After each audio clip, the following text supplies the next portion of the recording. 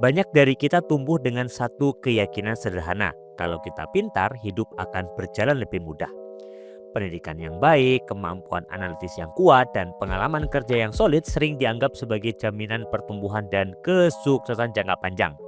Namun, di dunia nyata, keyakinan ini tidak selalu terbukti. Kita sering melihat individu yang sangat pintar, bahkan di atas rata-rata. Namun, karirnya stagnan, relasinya bermasalah, atau kontribusinya tidak berkembang sejauh potensinya. Fenomena ini menarik karena hampir tidak pernah disebabkan oleh kurangnya kemampuan teknis. Justru sebaliknya, banyak dari mereka yang berhenti berkembang adalah orang-orang yang sejak awal dikenal cerdas. Mereka tahu banyak, mampu menjelaskan banyak hal, dan terlihat kompeten. Namun, seiring waktu, ada satu hal yang hilang, proses bertumbuh. Di titik ini, kepintaran tidak lagi menjadi pendorong, tetapi berubah menjadi penghambat yang halus dan seringkali tidak disadari. Masalah utamanya bukan pada kepintaran itu sendiri, melainkan pada cara seseorang memaknai kepintarannya. Disinilah kita perlu menggeser lensa berpikir. Pengembangan diri dan kepemimpinan bukan terutama soal menambah skill atau pengetahuan baru, melainkan soal bagaimana seseorang melihat dirinya sebagai seorang pembelajar. Tanpa kesadaran diri yang cukup, seseorang bisa terlihat cakap di luar namun rapuh dari dalam. Ia cepat menilai tetapi lambat merefleksi, cepat membela diri tetapi lambat bertumbuh. Untuk memahami fenomena ini secara lebih jernih, kita bisa menggunakan sebuah framework pengembangan diri global yang sangat berpengaruh, yaitu konsep mindset yang diperkenalkan oleh Carol Dweck. Dalam riset panjangnya, Dweck menemukan bahwa perbedaan utama antara individu yang terus berkembang dan yang stagnan bukan terletak pada tingkat kecerdasan, melainkan pada cara mereka memandang kecerdasan dan kemampuan itu sendiri. Ia membedakan dua pola pikir utama, yaitu fixed mindset dan growth mindset. Pada fixed mindset, seseorang meyakini bahwa kemampuan adalah sesuatu yang relatif tetap. Pintar atau tidak pintar menjadi bagian dari identitas diri. Konsekuensinya sangat besar. Kegagalan tidak lagi dilihat sebagai bagian alami dari proses belajar, tetapi ancaman terhadap harga diri. Tantangan dihindari karena beresiko memperlihatkan keterbatasan. Feedback sering dianggap sebagai kritik personal. Orang dengan pola pikir ini cenderung sibuk menjaga citra, bukan mengembangkan kapasitas. Yang menarik, fixed mindset ini justru sering muncul pada individu-individu yang sejak awal mendapat label pintar. Ketika kepintaran menjadi identitas, maka kesalahan menjadi sesuatu yang menakutkan. Disinilah paradoksnya, semakin pintar seseorang, semakin besar potensi ia takut untuk belajar. Bukan karena ia tidak mampu, tetapi karena ia tidak ingin terlihat tidak mampu. Sebaliknya, growth mindset memandang kemampuan sebagai sesuatu yang bisa dikembangkan melalui proses, usaha, dan refleksi. Kegagalan dipahami sebagai data, bukan vonis. Tantangan diperlakukan sebagai sarana belajar, bukan ancaman.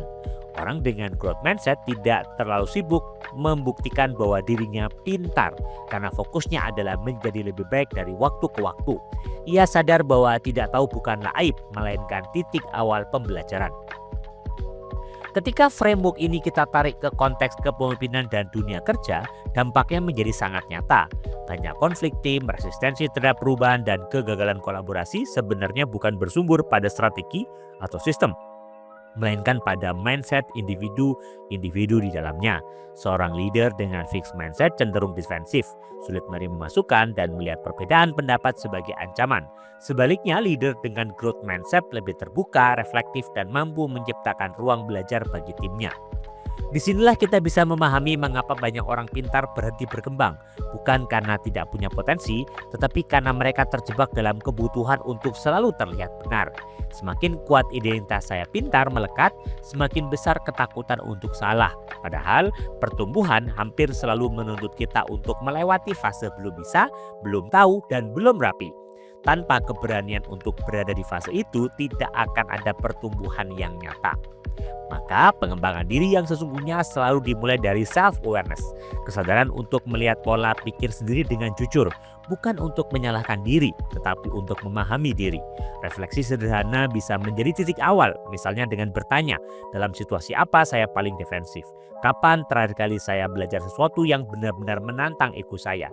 Apakah saya lebih sering melindungi citra atau membangun kapasitas? Dalam konteks kepemimpinan, ini adalah fondasi yang sering diabaikan. Banyak orang ingin menjadi pemimpin yang lebih baik, lebih berpengaruh, lebih dihormati, lebih berhasil. Namun mereka lupa bahwa leadership bukan dimulai dari memimpin orang lain, melainkan dari cara seseorang memimpin proses belajarnya sendiri. Tanpa growth mindset, berbagai framework kepemimpinan hanya akan menjadi konsep di atas kertas tanpa transformasi nyata dalam perilaku. Jika ada satu praktek kecil yang bisa langsung dilakukan setelah menonton episode ini, itu adalah refleksi sadar terhadap reaksi kita sendiri. Saat menerima feedback, perhatikan reaksi pertama kita, bertahan atau belajar. Saat menghadapi tantangan baru, tanyakan pada diri sendiri, apakah saya menghindar karena tidak mampu atau karena takut terlihat belum mampu. Dari pertanyaan-pertanyaan inilah growth mindset mulai dibangun, bukan sebagai jargon tetapi sebagai kebiasaan berpikir sehari-hari.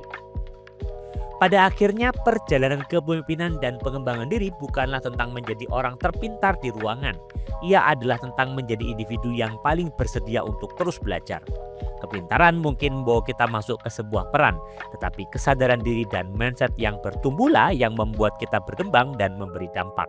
Pertanyaan reflektif untuk menutup episode ini sederhana, namun mendalam.